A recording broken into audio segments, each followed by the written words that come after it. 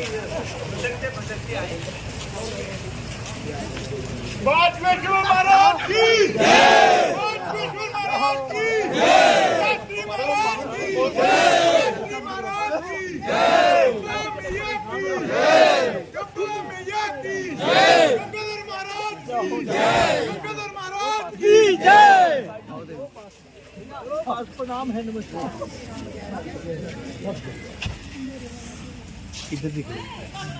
चलो मंगलम भगवान विष्णु, मंगलम गुरुध्वजा, मंगलम पुंडरीकाक्षम। इधर साइड हो गया ना।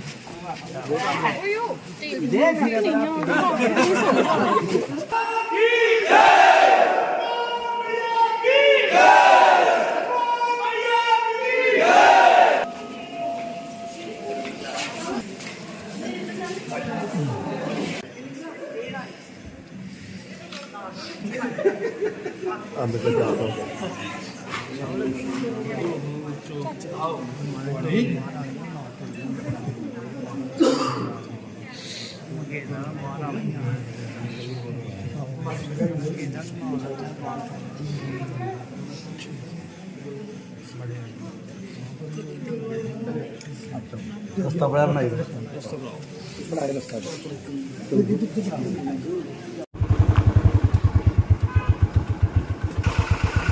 राम राम, जय श्री राम।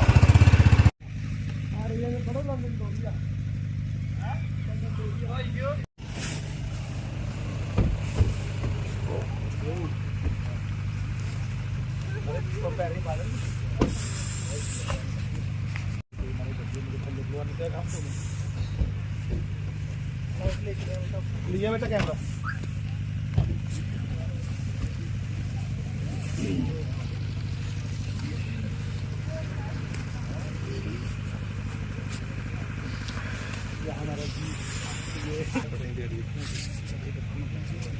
फुलकारे पे वहाँ पट लगते हैं ना हमारे टैग में।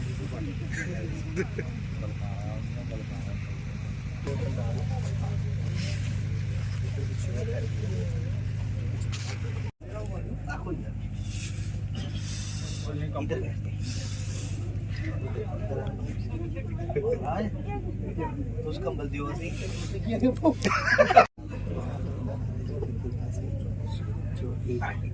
वास्तव में ये का स्वरूप। फिर आओगे पीछे ले जाओ। वो जमीन जगह है ये महाराज जी जगह चाहिए। मैं आपको प्रार्थना करूँ यहाँ ना पूरा अनुभव प्रयागराज।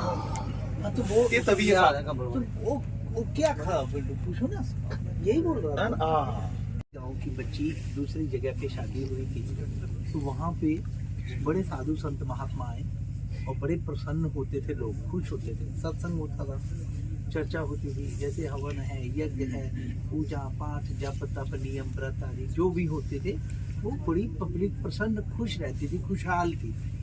तो बच्ची ने देखा, बड़ी प्रसन्न हुई, कहती ये सब भी होता है हमारे गांव में, तो होता ही नहीं, वो तो एक दूसरे को मारते हैं, मनस्ता है।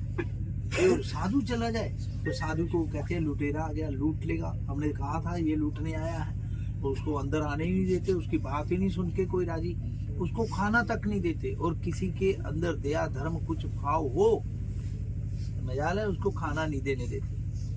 तो ऐसे वो बच्ची देख रही, फिर उसने महात्मा जी से प्रार्थना करी, महाराज जी क्या आप मेरे मायके में जो गांव है मेरा, क्या आप वहां जा सकते हैं? ये परिस्थिति जो भी थी, जो वहां होता था वो सारा सुनाया कि सारे लोग दुष्ट प्रवृत्ति को अपना करके बैठे हैं, तो क्या आप वहां जा सकते हैं?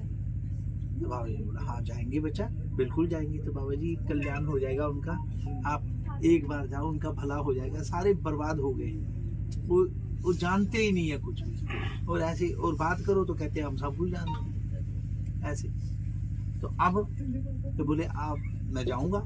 गए तो गांव के बाहर मंदिर होता है, वहां बैठने के बाद उन्होंने थोड़ी देर देखा, कोई एक दो आदमी आए, तो बच्ची ने अपने एक दो बंदे और भेज दिए थे कि मेरे माता पिता को जाकर के बता देना बाबा जी भेजे हैं मैंने, और उनका थोड़ा ध्यान रखना, और वो बड़े अच्छे संत हैं। तो वो उनके घर के लोग आए, उन्होंने देखा बाबा जी को दूर दूर से ही, लेकिन थे प्रवृत्ति वही थी, पर बच्ची ने भेजा था।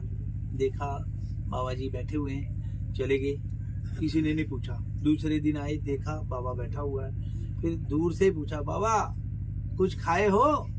तो बाबा कहा किसी ने कुछ दिया ही नहीं, तुमने कुछ लाके नहीं दिया, ना किसी ने दिया, तो खाना क्या है? तो चुपचाप फिर चले गए। मैं पूछा और चले गए। तीसरे दिन फिर आए तो उसमें कुछ 5-7-10 लोग ज्यादा थे उनके साथ। तो उनको देखते ही बाबा जी को बोला बाबा कुछ खाए हो? बाबा बोले कोई कुछ पूछता नहीं है, पानी भी नहीं पूछता है यहाँ, तो खाना तो कोई देता नहीं है, तो खाना क्या है हमने? तो फिर इस चर्चा को गांव में सुनाया, तो लोगों में आपस में बेमनस्ता तो थी, खबरदार बाबा को किसी ने कुछ खिलाया तो कोई नहीं, यहाँ गांव के अंदर नहीं आना चाहिए। ऐसे करते करते करते बहुत सारे दिन, ऐसे 2-4 दिन और बीते, तो बहुत सारे लोग इकट्ठे हुए कि देखें। वहां गए, फिर देखा, बाबा जी से बात की, बाबा जी ने कहा कुछ नहीं दे रहा है कोई खाने को, हमको कोई पूछता ही नहीं है यहाँ पे। फिर थोड़ी देर और हुई, 2-4 दिन और बीते। अब उनके मन में थोड़ा दुख हुआ कि भाई देना चाहिए, तो बहुत सारे लोग इकट्ठे होके खाना उनको उनके परिवार के देने गए। बाबा जी ने रहने दिया, खाना खाया नहीं। दूसरे दिन देखा खाना नहीं खाया। फिर बहुत सारे और लोग इकट्ठे हुए कि भाई बाबा बहुत अच्छे लग रहे हैं, ये किसी का बुरा नहीं चाह रहा, ना गांव में आता है। फिर उन्होंने इकट्ठे होके बोला बाबा गांव में आओ। बोले आएंगे, आएंगे जरूर आएंगे। कब आएंगे? बोले कल आ जाना, चलेंगे। गए गांव में, देखा गांव में एक दूसरे के कपड़े फाड़ रहे लोग, लड़ाई कर रहे, और लड़ाई कर रहे ऐसी कि मतलब मजा है। कोई अपने घर में कोई बस्तर फटे हुए के बगैर फटे हुए कपड़े लेके जा रहे हैं और घर घर। फिर जैसे बाबा जी ने देखा ना, कहते भाई मैं जा रहा हूँ, मैं यहाँ नहीं रहूंगा। बाबा वापिस आ गए। फिर वो चर्चा पहुंची कि बाबा आया था पर किसी ने कुछ बोला नहीं बाबा जी। फिर दूसरे दिन फिर आए लोग, कुछ और ज्यादा मात्रा में, कि बाबा हमारे गांव में चलो, कुछ बात होगी तो बताओ। बाबा कहे हाँ चलेंगे। आगे देखा तो थोड़ा लड़ाई झगड़ा कम था, लेकिन जतर ततर इधर उधर भटक रहे, दौड़ रहे, कोई उधर बैठ रहा, कोई उधर बैठ रहा, कोई खड़ा है, मतलब एक जगह पे स्थिर नहीं थे। बाबा ने देखा, देखने के बाद बाबा को फिर थोड़ा सा अंदर से लगा कि नहीं अभी नहीं। बाबा वापिस आ गए, बोले नहीं मैं कुछ नहीं बोलूंगा। वापिस आ गए। दूसरे दिन फिर बाबा हमारे गांव में चलो, ऐसे मत करो, कुछ तो बोलो। बाबा बोले हाँ जाएंगे। आ गए। जैसे बाबा आए, अब देखा कि लोगों में थोड़ा सा शांति हो रही थी, और जो इधर उधर भटक रहे थे, कोई खड़ा है, कोई कहीं, और कुछ बैठ गए हैं, कुछ खड़े कुछ बैठ गए। बाबा जी ने देखा ऐसे, पर बातें हो रही थी। तो बाबा जी ने जोर से बोला हाँ भाई मैं आया हूँ, तो मैं धार्मिक व्यक्ति हूँ, भगवान की कथा करेंगे, भगवान के बारे में कौन कौन जानता है हाथ खड़ा करो। ऐसा बोला, सबने हाथ खड़े कर दिए। बोले तुम जानते हो? बोले हाँ। तो जब तुम जानते ही हो तो मैं क्या बोलूं, मैं चला। बाबा चला गया। तुम जानते हो, मैंने क्या बोलना है। बाबा वापिस आ गए। अब लोगों में बड़ी उत्सुकता हुई जानने की, जिज्ञासा हुई कि ये बाबा बोलना क्या चाहते हैं। फिर उसके बाद जो है, फिर इसी बात को लेकर के फिर दोबारा बाबा गांव में चलो। बाबा बोले हाँ चलेंगे। दोबारा फिर आगे सवेरे दूसरे दिन, अब देखा कि लोग बैठ रहे हैं, शांत हो रखे हैं और बैठ रहे हैं, पर वो बेमनस्ता अभी तक पूरी तरह शांत नहीं हुई। अब बाबा जी ने कहा भाई मैं आया हूं, तुमसे पूछता हूं भगवान के बारे में कौन कौन जानता है, हाथ खड़ा करो। किसी ने नहीं किया। बोले तुम कुछ नहीं जानते हो? बोले नहीं। तो बोले मैं क्या करूं, मैं चला। बाबा फिर चला गया। भाई जानते ही नहीं हो तो मैंने क्या करना है।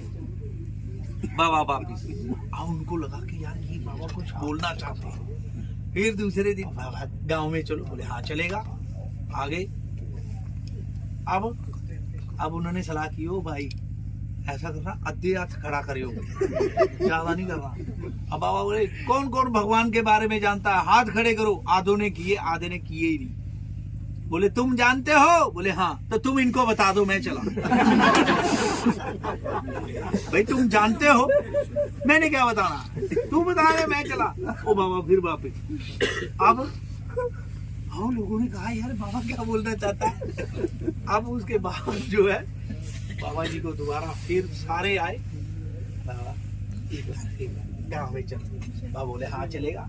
आगे जैसे आए देखा सारे जो इधर उधर भटक रहे थे, बातें कर रहे थे, कोई खड़े हैं, कोई बैठे हैं, कोई कुछ किसी की सुन नहीं रहा है, सारे बैठे, कोई खड़ा नहीं था। सारा गांव एक साथ होके बैठ गया और सबने सलाह करी खबरदार किसी ने हाथ खड़ा किया, हाथ नहीं खड़ा करना। बाबा बोलेगा हाथ खड़ा नहीं कर रहा। एक दूसरे के हाथ पकड़ लिए सबने, बैठ गए शांत होके और मुंडी करना नीचे, बोलना मत कुछ भी। बाबा जी ने देखा सब शांत होके बैठे हैं, गर्दन नीचे है। बाबा जी ने बोला भगवान के बारे में कौन कौन जानता है, हाथ खड़ा करो। सब चुप। फिर दोबारा बोले, तिबारा बोले, तब सब शांत बैठे हुए थे, कोई आवाज नहीं। बाबा जी ने बोला अब मैं बताऊंगा जो मैं बोलना चाहता हूं, अब ध्यान से सुन। अब बाबा जी ने बोला शांताकारं भुजगशयनं पद्मनाभं सुरेशं विश्वधारं गगनसदृशं मेघवर्णं शुभं लक्ष्मीकान्तं कमलनयनं योगी हृदयानगम्यं वन्दे विष्णु भवभयहरणं सर्वलोकैकनाथं। शांताकारं, जो भगवान शांत है, बिल्कुल शांत। बोले कैसे कैसे शांत है? बोले जैसे तुम लोग। भगवान की चर्चा उनके साथ जोड़ी कि जैसे तुम लोग शांत हो ऐसे भगवान है। तुम्हारे को मुंह से आवाज भी नहीं निकल रही। भुजंग शयनम, जो बड़े बड़े नाग, जो जरीले, जो तुम लोग कर्तव्य करते थे, इतने बड़े बड़े जरीले काम, भयंकर, अब भगवान उन नागों पे सोए हुए हैं, लेटे हुए हैं, और तुम आज शांत होके बैठे हुए हो, जो कि तुम बहुत ज्यादा जरीले थे, बहुत ज्यादा घातक थे, लोगों को मार रहे थे, काट रहे थे, कपड़े फाड़ रहे थे। और वो स्थिति जैसे परमात्मा शांताकारम हो गए हैं, किसके ऊपर? सांपों के ऊपर। आज तुम भी शांत हो उन चीजों के साथ, लेकिन तुम बिल्कुल शांत हो, तुम्हारा मन शांत है, तुम्हारे अंदर कोई राग नहीं, द्वेष नहीं, कोई नहीं लड़ रहा, बिल्कुल शांत चित्त होके, शांत होकर के बैठे हुए। पद्मनाभम सुरेश, पद्मनाभम, जो हृदय से, उनकी नाभि से पद्मनाभ निकल रहे हैं, ब्रह्म कमल है, उसके ऊपर ब्रह्मा जी विराजमान है। सुरेशम, जो सारी सृष्टि की रचना करता है, और तुमने बड़ी इधर उधर निंदा करी, हर प्रकार की बातें तुमने, उसकी चुगली, उसकी चुगली, उसकी कई प्रकार की दुनिया तुमने अपने ख्यालों में बनाई। जैसे ब्रह्मा जी सृष्टि करते हैं, उनकी नाभि से कमल निकलता है, और वो सब कुछ तुम्हारे हृदय में आज देखने को दिखाई दे रहा है, मिल रहा है।